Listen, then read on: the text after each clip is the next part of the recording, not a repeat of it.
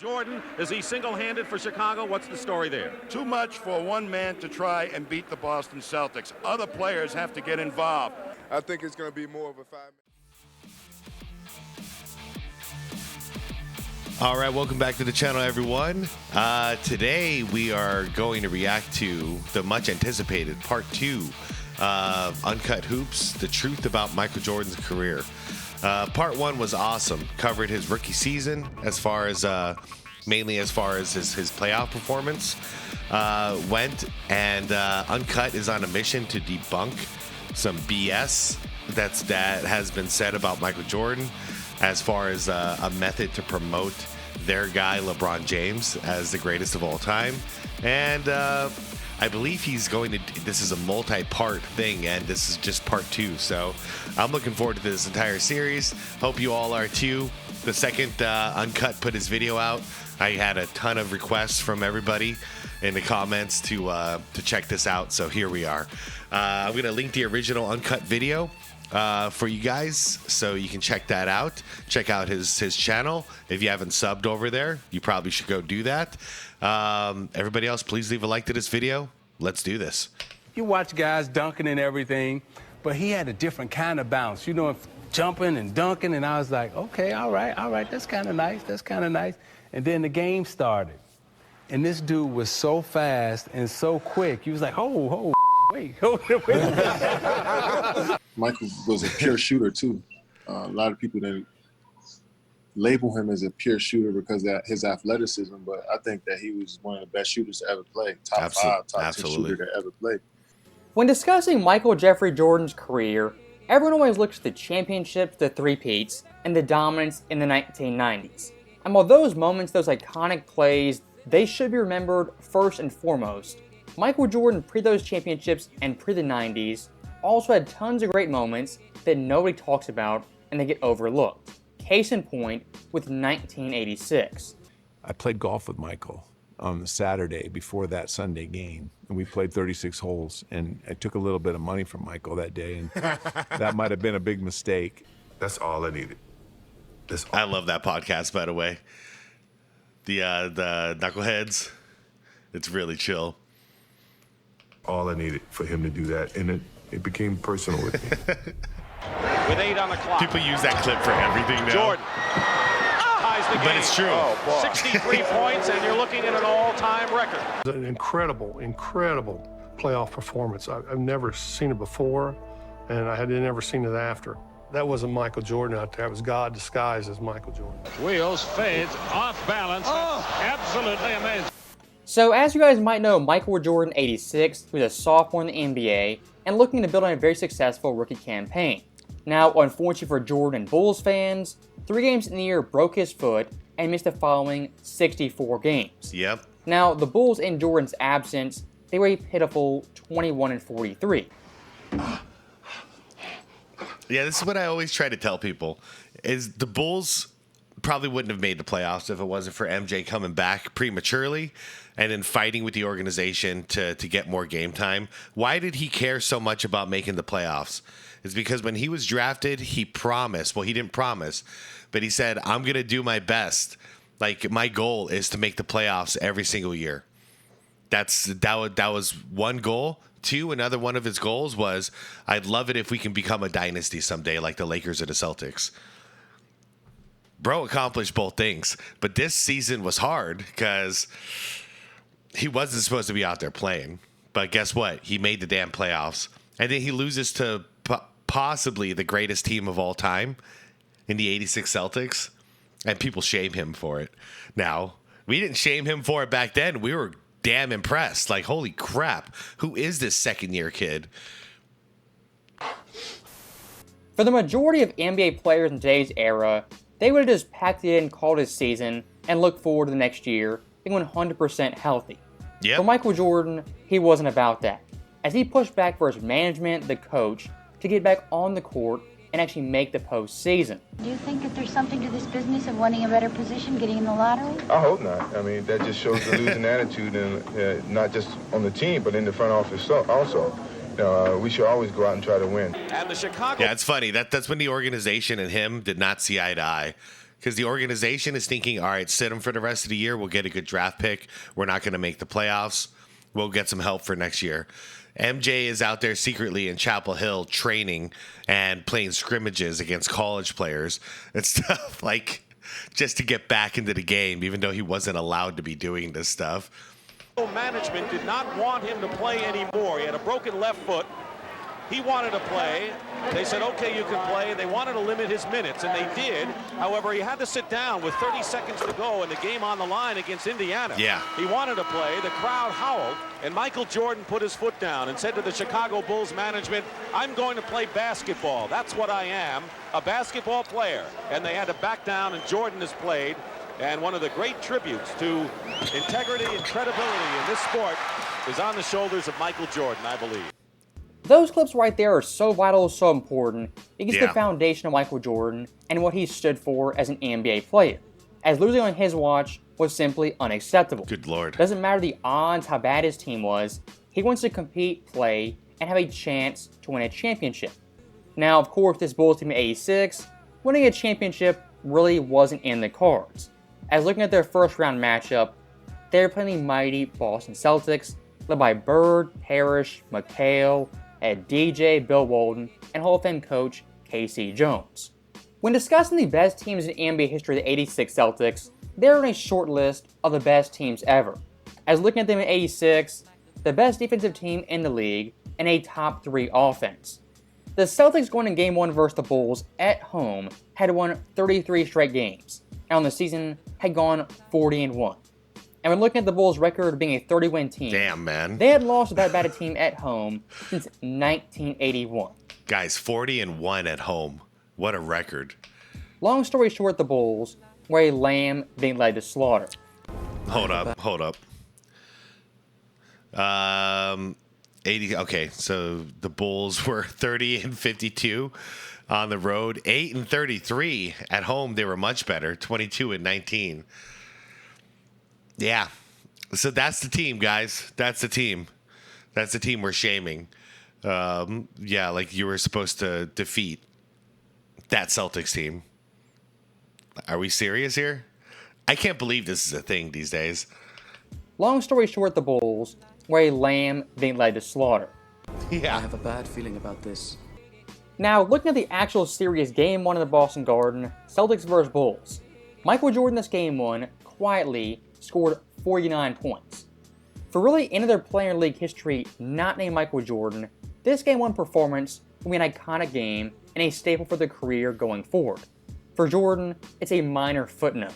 And we're looking at this Game 1 in the first half, Michael Jordan, absolutely insane. The Bulls team minus Jordan had 29 points. Jordan himself had 30. And despite that 30, Chicago was down by 2 points. What this shows already is that Michael Jordan could play A++ game and the Bulls still could be losing. Yep. As in the second half, Jordan still played pretty well, had 19 points, on pace for 40, but Chicago got blown out and kicked out of the building. Yeah. To put it plainly, if there's anybody in the world who could have beat this Celtics team by himself, it was Jordan. And he did everything possible to beat them by himself. And he still couldn't do it. There's no way. You can't beat a solid team like this, a solid 5 like this, all by yourself, no matter how good you are. Not in a team game. And those are the lessons he needed to learn. And he did learn them by about 1988. So about 2 years later, he started figuring this out and understanding this. And then the championship started to follow. And I think the Bulls' biggest problem, noted by me and the broadcasters, they were too reliant on Jordan to do everything on offense. I don't think they're good enough, do you, John? No, they don't have the guns, particularly under the boards. Michael Jordan was absolutely spectacular, as we saw tonight. And his style and Orlando Woolridge's style were almost enough. Jordan, is he single-handed for Chicago? What's the story there? Too much for one man to try and beat the Boston Celtics. Other players have to get involved. I think it's going to be more of a 5-man game. Hold up. The Boston Celtics. Too much Jordan. Game 1, first half scoring. Okay, Jordan with 30. Forwards had 18. Centers had 6. Guards had 5 outside of him. Other players have to get involved. I think it's going to be more of a five-man game, and we really have to play a complete basketball game. I don't think one man can beat the Boston Celtics. So Michael Jordan right there, age 22, a sophomore in the NBA, understood the team concept of winning and how one player could dominate the ball like he was doing in Game 1. Yeah, this was a great lesson for him. Because until this, I think he was completely unstoppable as a single entity. But then you realize how good a full team is as far as like a real championship team. And it's good he said it out loud. I never heard him say that before. He's like, yeah, we need to focus on some team basketball here because one guy is not enough to do it. Now, unfortunately for Jordan, Game 2 really has to do the exact same thing. As of course in Game 2, an NBA record, 63 points.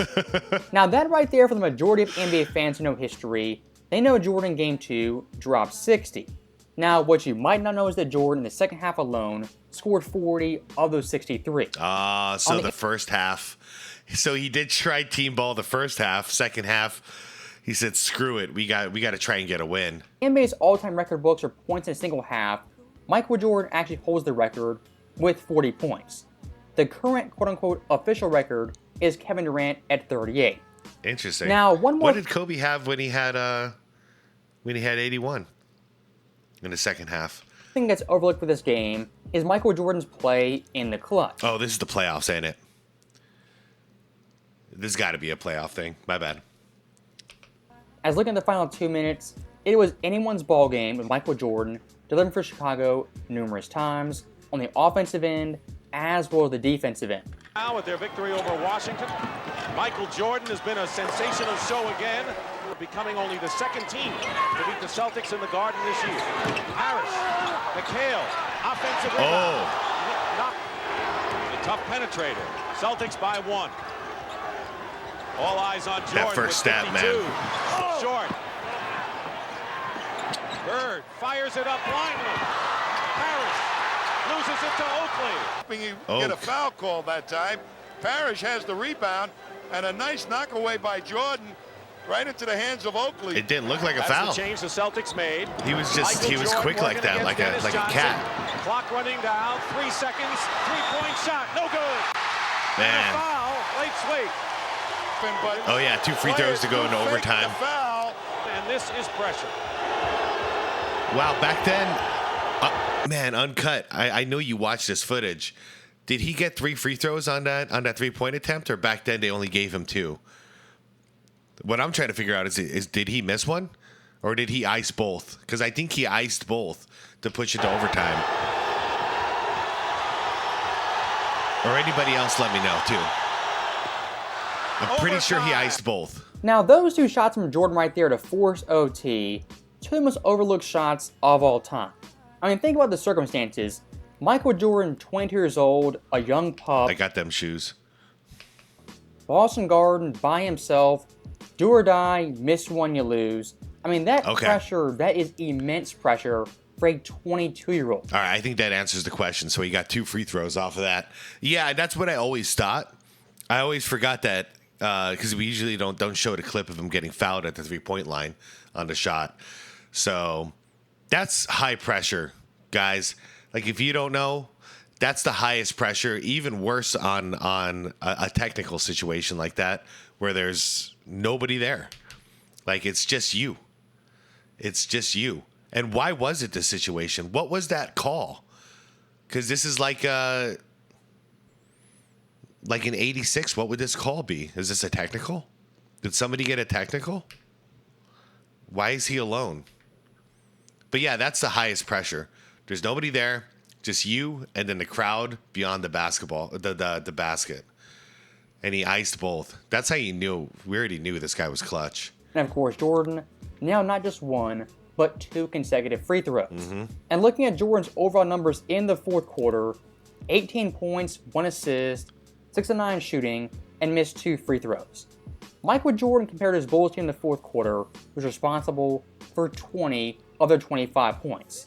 Essentially, it was Michael Jordan versus the world. Crazy thing is that I've seen worse, like in the finals, in the fourth quarter, I've seen Jordan have to just completely take over, where he'd have like all the points but 2 in the fourth quarter.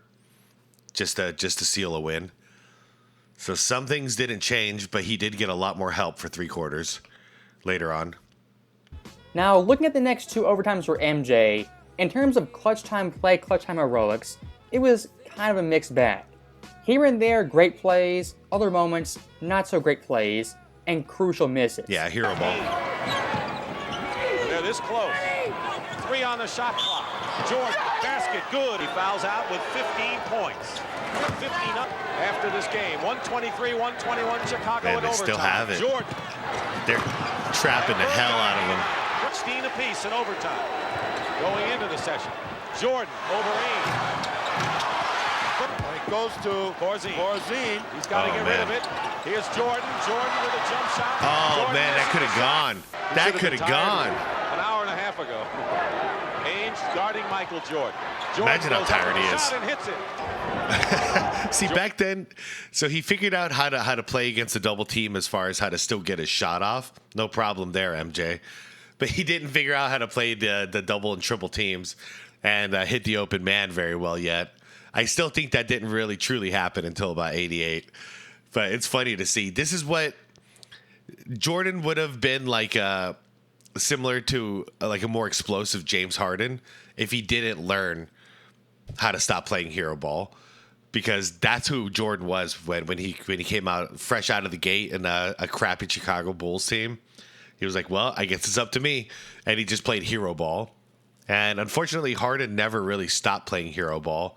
You can say he's not doing it now, but I don't know what he's doing now. I watch him. I'm not sure what the hell he's doing. It doesn't feel like he's running an offense very well. So as a point guard, I'm not sure what the hell to describe it as. Jordan with 8 on the clock. Jordan. There you go. 3 guys on me. I'm still shooting. Oh, boy. 63. Last instant, and Seaston got the easy shot. He's going to make those. McHale is on Jordan. The now easy with 6 shot. on the clock. He missed. Parrott. Bird. Pick and roll. Parrott.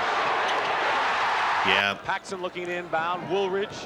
6 seconds. Woolridge for 3. Oops. Short. Throws up an air ball. All in all, Michael. Well, that kind of ended it. But it looked like Jordan was running out of steam anyways. But that kind of ended it. Air ball 3. Jordan in his ball game was extremely clutch. Was he perfect in the clutch? Absolutely not. As looking at his clutch time stats, 17 points, 7 to 12 shooting, and perfect from the line. What? 7 for 12 shooting, 3 for 3 from the line?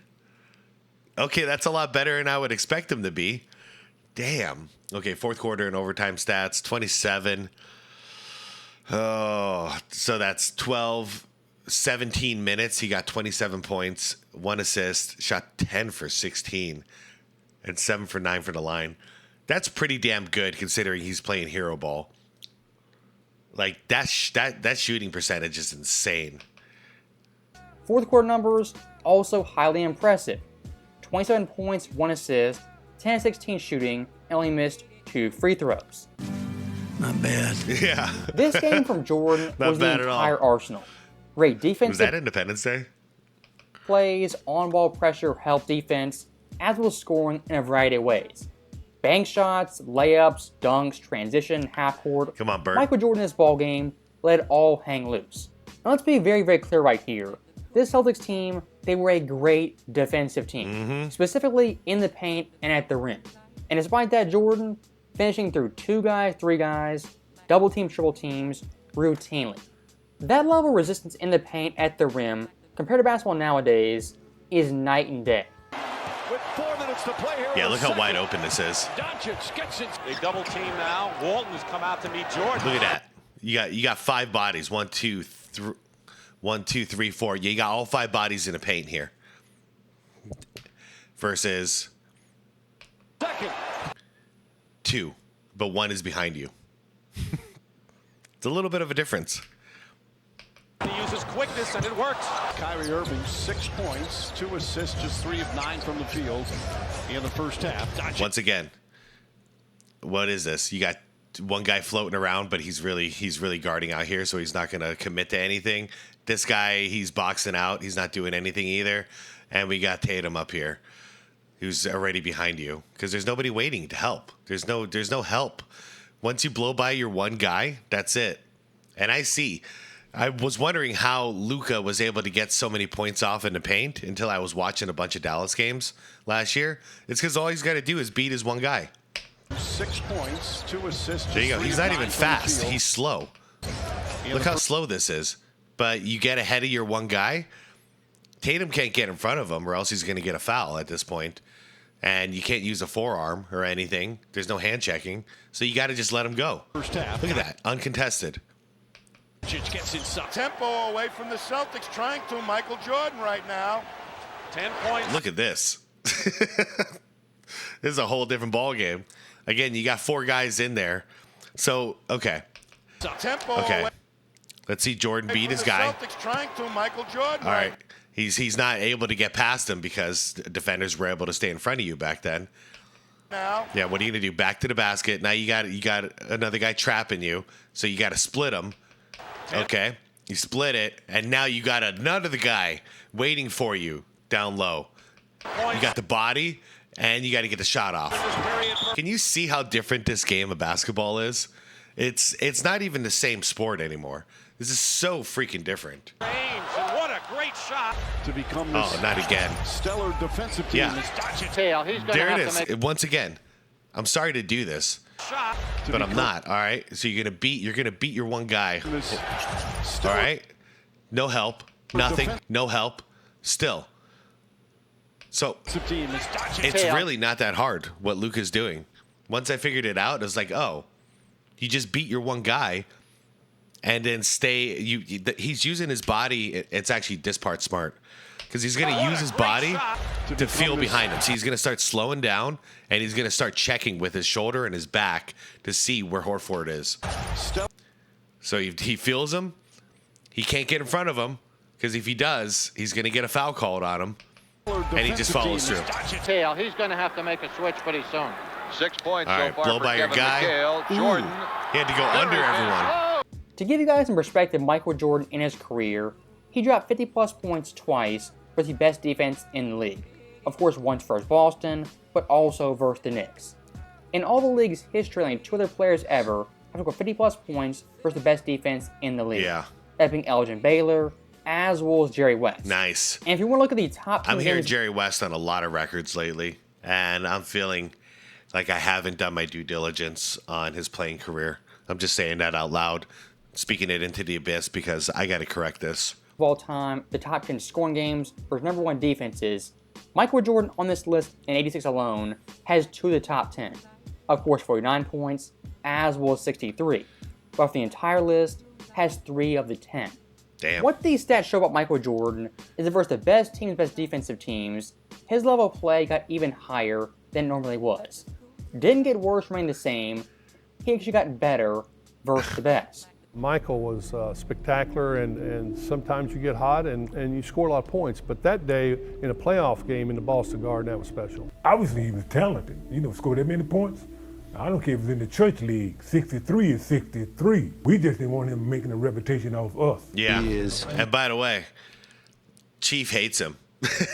Chief hates MJ. So it's funny when somebody hates him, but they still say such praising words. By far the best guard in the league. Damn. So Michael Jordan, Game 1 and Game 2, all-time great performances, scoring 49 and 63. By the way, imagine being a guard on a championship team, and you say that about somebody else. Shoot. That's respect. Game 1, Jordan had 49, Bird had 30. Man, Bird's a monster. He's a monster himself. Let's see, Game 2, that's the 2 overtime. Jordan 63, Bird had 36. That's a flip right there. That's cool. I like that. But the thing is, Michael Jordan, print those gaudy numbers, his team was not winning. That fact right there is the bottom line for Michael Jordan, his career, and the Bulls franchise. If you're putting up all-time great gaudy stats, that's one thing. But winning is the ultimate goal, even for Jordan at age 22. Yep. Well, I think the important thing as far as Michael Jordan's concerned, in fact, I visited with him a little bit about it, and as far as the Chicago Bulls are concerned, of course, is that we try to win the basketball game. I think Michael really has demonstrated that he's a one-on-one, probably as fine a basketball player as we've ever had in this country. But the important thing, it's still a team game. It's still a five-man concept as far as we're concerned with the Bulls, and Michael preaches this all the time. He'd much rather win the basketball game than to score a lot of points, I assure you. Now, that guy right... And that's cool. Because that's Tex. Uncut's going to get into it, so I won't get into who he is. But to think that the greatest one-on-one player of all time in the pros eventually, I mean, he was hesitant, but he embraced a system like the triangle from Tex and from Phil. But, I mean, it was Tex's offense and a philosophy like that. And then to be the ultimate system player. Like, outside of him, like, I'd say, like, you know, Duncan is one of the greatest system players I've ever seen. But to Jordan go from, that's why he's my GOAT, guys. I mean, he's the best one-on-one, and he's also the best team system player. And he's the greatest winner I've ever seen of all time. You just can't beat him, unless you're Teen Wolf. There is Tex Winter, Hall of Fame basketball coach, basketball genius. And he makes it a very clear point. Michael Jordan himself, age 22, understood ISO basketball, one-on-one basketball, was not winning basketball. So Michael Jordan, Game 3, kind of changed his style, more of a point guard, a willing passer, as was a playmaker. Now, unfortunately for the Bulls, that style failed miserably. As Jordan this game, yes, had 9 assists, but only 18 points. And to be fair to his guys, you can't just all of a sudden do that in the middle of a playoff series, switch your whole style of basketball. It's not going to work. The Bulls in this game, they got waxed, destroyed, and late in the game, Jordan himself actually fouled out. That's a shame. Yeah. And looking at Game 3 from the Celtics' perspective, what they forced Jordan to do in Game 3, a tad bit different than Game 1 and Game 2. As in Game 3, much more aggressive with traps, double teams, not pushing Jordan help in the paint like they were in Game 1. You were trapping Michael earlier, forcing him to get rid of the ball. Is that so? Yeah, what we wanted to do was trap him wherever he was so that he could not get started and get the crowd going and get those big points as he did the past 2 ball games. So we wanted to trap him, make him give it up, and then try to deny him getting the ball back. And force the other guys to beat you. No question about that, It's the oldest strategy in the book with somebody like him. For Michael. Yeah, they're just following him everywhere. Force somebody else to beat you. 3 minutes to go, first quarter. Celtics came out casually on Sunday, in my opinion, as opposed to the intensity they had in Thursday's game, and they paid the price in a double overtime game. I'm looking to get Sloppy to within basketball. 3. Good trap.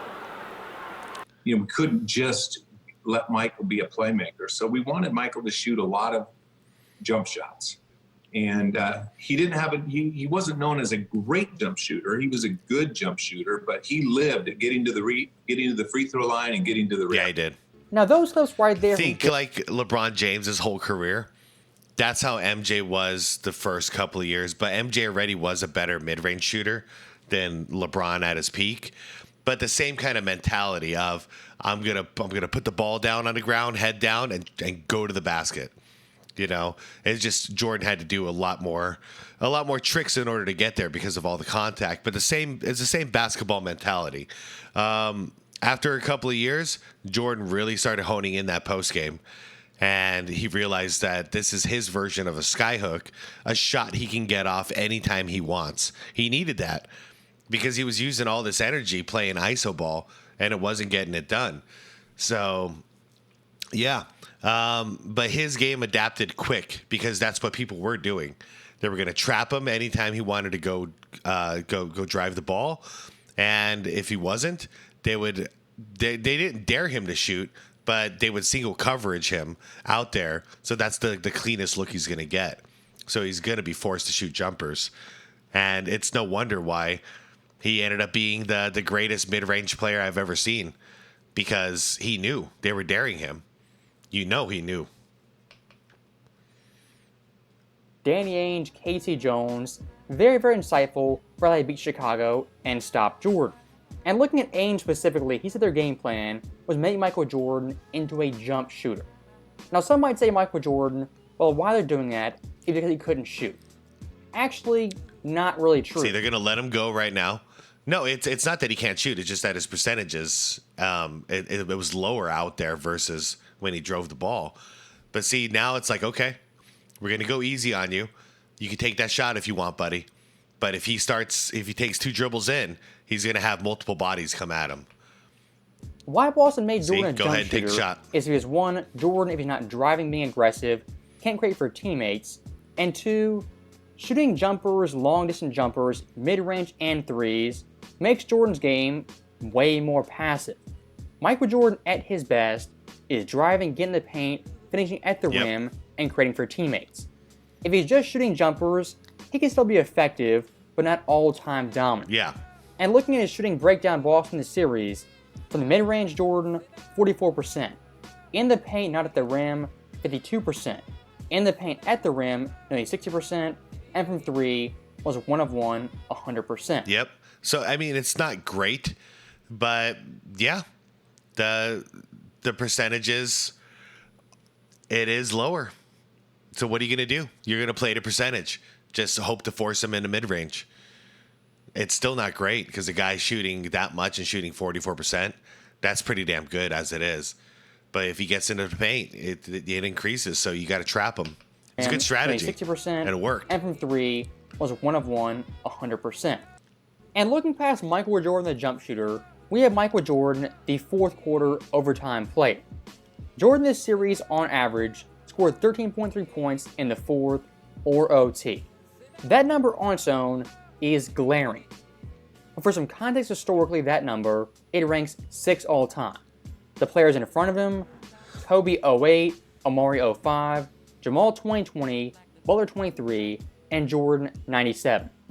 Once again, Michael Jordan's stats that aren't official. Damn, look at Amari Stoudemire at number 4. Surprised at Murray at number 3, too. Jimmy Butler at number 2. Of course, MJ is still number 1 on the list. 97 against the Jazz. That was a hard series. On the record, when they actually go on the record, make him look 10 times better. It's true, but he shouldn't say it. Now, speaking of carry jobs, Michael Jordan the following year, 87, one of the biggest carry jobs of all time, where he quite literally did everything.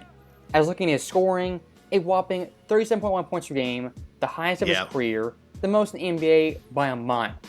Jordan this year, 30 40-point games, 6 50-point games, and twice dropped 60. Also Jordan this year, 9 straight games of 40 points, tied with Kobe for the 4th longest streak of all time, only behind, of course, Wilt Chamberlain. Michael Jordan, 87 for his Bulls team, did quite literally everything. But like I've shown you guys time and time again, Michael Jordan playing that play style didn't want to really do it, but the personnel on his roster was so weak, he kind of had to by default. Traded away the majority of the offense of this team, thinking of the future.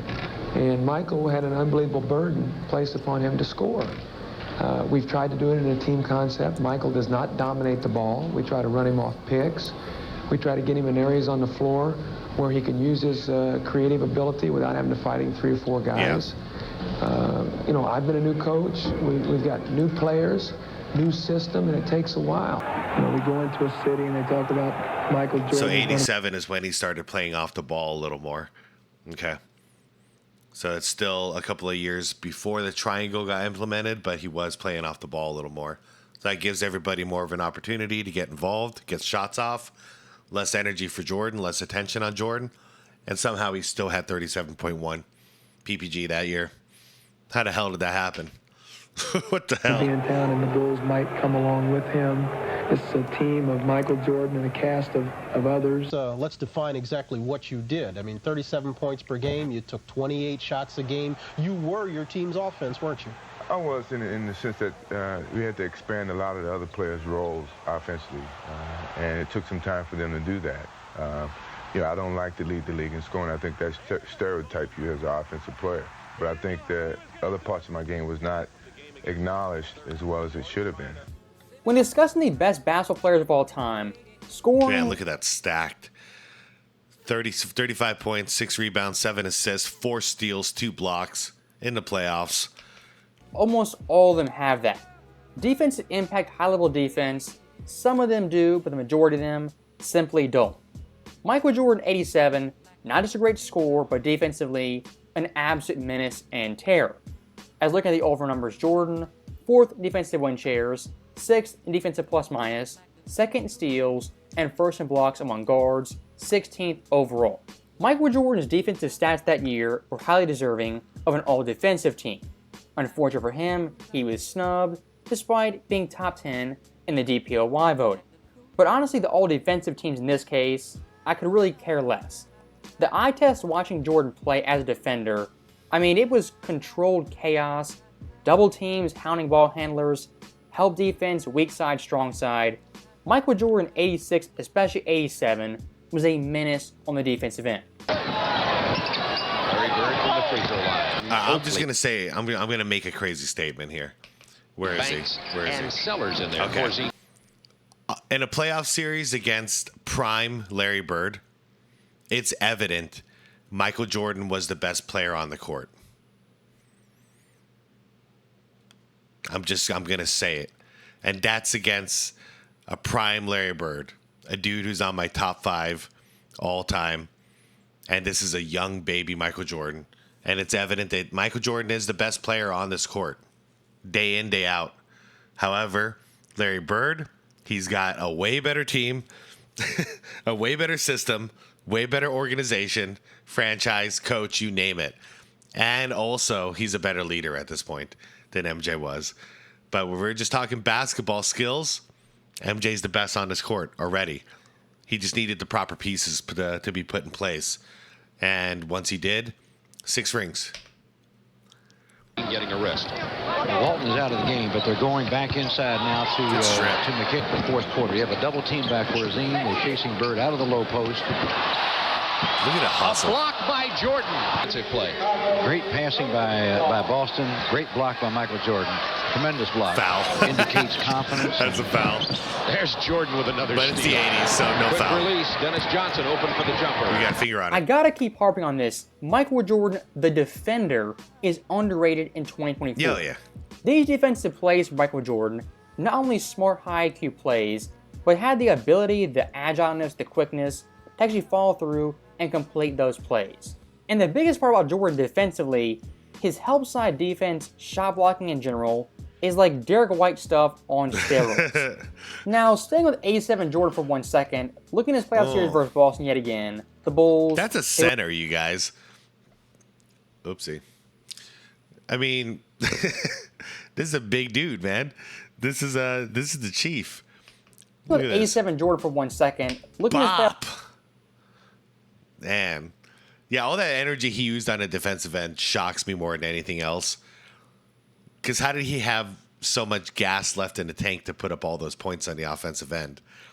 It's not like he was just dribbling up and shooting spot up threes. He had to do a lot of work offensively to get these shots off. And he's still doing this on defense. The guy is... The older I get, the more I'm starting to wonder, like, was this real? Is he some kind of cyborg that was sent from the future to just do things on the basketball court that should not be capable, like a human should not be capable of doing? The older I get, the more I'm realizing, what the hell? I knew it was special when I was watching it growing up, but I didn't realize there was going to be a huge ocean in between him and any other basketball player I've ever seen as far as skills. Playoff series versus Boston yet again. The Bulls, they were massive underdogs. And this time, it was actually worse. Chicago at this point, the third youngest team in the NBA with a rookie head coach. Yeah. And Jordan's so-called running mate, his co-star Orlando Woolridge, was a member of the New Jersey Nets by 87, leaving the Bulls after 86. So Jordan at this point had less help offensively, defensively, and was still playing the Celtics in the first round, who were a juggernaut and a dynasty. And watching this series, it is very, very apparent Michael Jordan was the first option, second option, third, fourth, and fifth option. Yes, he got his 35 points, but the way he got it wasn't really highly effective, as in the field, only shot 41.7%. For some perspective, playoff MJ 13 times in a series had averaged 35 points per game. If you rank those series best to worst based off field percentage, the 87 series ranks dead last. Yeah, so this is when you know. Yeah, Uncut's right. That's when you just know this isn't going to work. It's time to change something else up. 92 versus the Heat. Very nice. We just covered some of that. 97 versus the Bullets. Man, look at these percentages. Cavs, no surprise. Knicks, no surprise. Sixers at 90, huh? 90 with the Bucks. That's payback. Against the Nets. Oh, yeah, that probably was in the first round. I think it was. I remember that. 92, that's the finals. 52%. 89, the Cavs. 93 versus the Suns. And I forget about that. So in the finals, he averaged, 41 points a game, I believe? And he did it shooting 51%. Damn. And people called him ball hogs here in Phoenix because we were mad that he won and he beat us. But he wasn't a ball hog. He was shooting 51%, man. Shoot all you want. 13 of 13. And if you want to go game by game looking at Jordan's play, game 1, the Bulls, again, the Boston one more guard. thing I wanted to look at. I apologize. Okay. Triangle, no triangle. 89, 90. Yes, triangle. Triangle. 89, 89. That would be the 88, 89 series. 88, 89 season.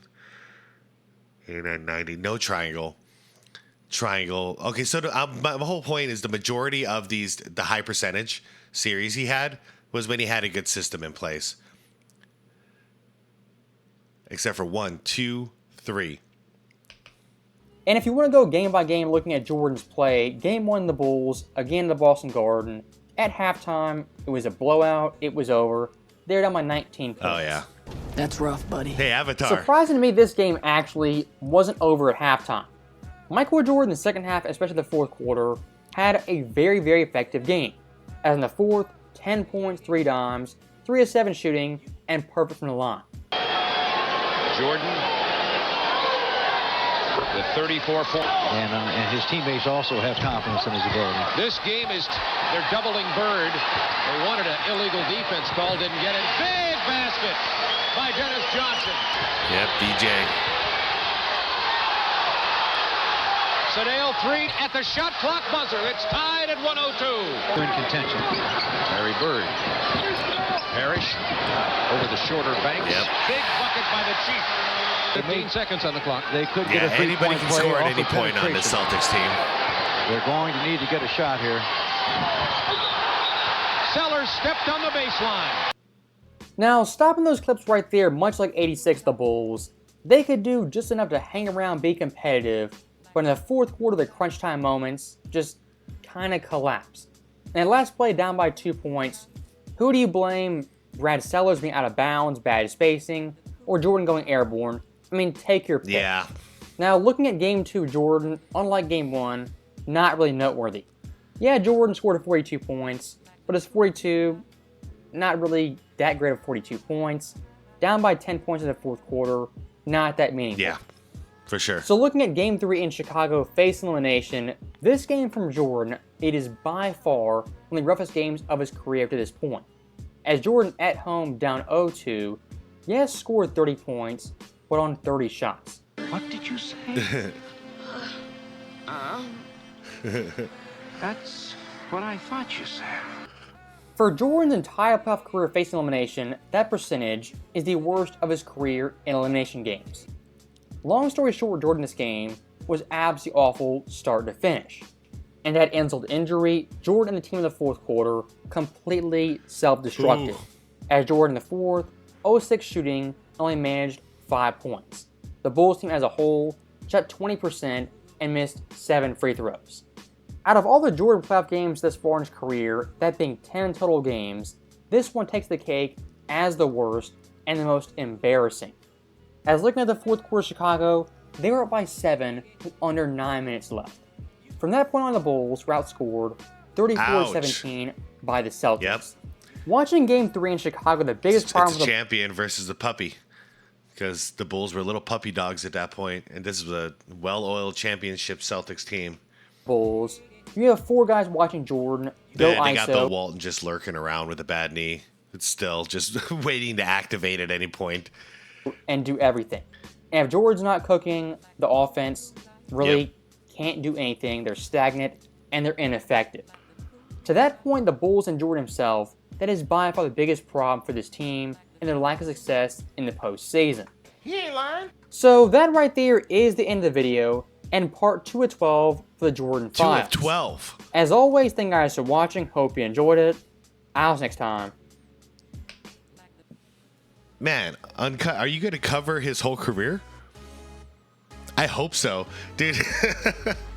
if you don't mind, I would react to all 12 of those.